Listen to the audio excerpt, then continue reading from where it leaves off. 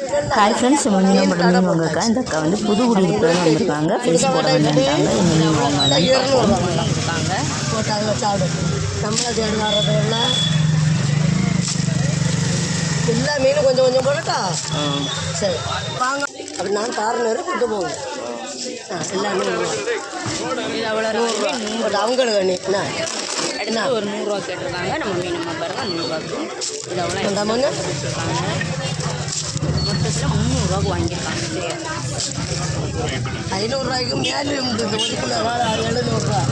கொஞ்சம் மீன் இது போடுது. இது என்ன தெரியுமே, எடுத்து போடுவோன்னா இது ஒன்று 200 ரூபாய் கட்டு கொடுக்கல. உங்களுக்கு எல்லாம் சேர்த்து 300 ரூபாய். என்ன போங்க, இது அவ்வளோ 500 ரூபா மீன் என்ன கடை எடுத்து போடுமா. அவரை மீன் கொஞ்சம் கிலோ வச்சு இதில் வச்சோம்னா இது அவ்வளோ சூப்பராக இருக்குது. இந்த மீன் அவ்வளோமே 200 ரூபா போடுமாடா. 3 மீன் தான் 200 ரூபா.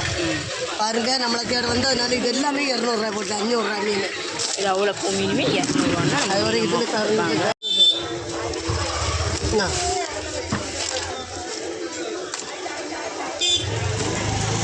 இது 100 200 எல்லாம் 200 ரூபா. நான் சாப்பிடுவேன். மீன் துடிச்சது கிடந்து துடிச்சது 200 ரூபா போடுமா. இந்த மேலே வைமோனா அதான் வச்சேன்னா இன்னைக்கு கொடுக்க முடியாது. அவ்வளோ ரேட்டு இன்னைக்கு அதுவும் பிள்ளைக்கு பார்க்காம அக்கா என்ன எக்ஸ்ட்ரா அயில மீன் கொடுக்குறீங்க. அவங்களுக்கு 5 மீன்கள் 5 அயிலையுமே 200 ரூபான்னு கொடுத்துருக்காங்க.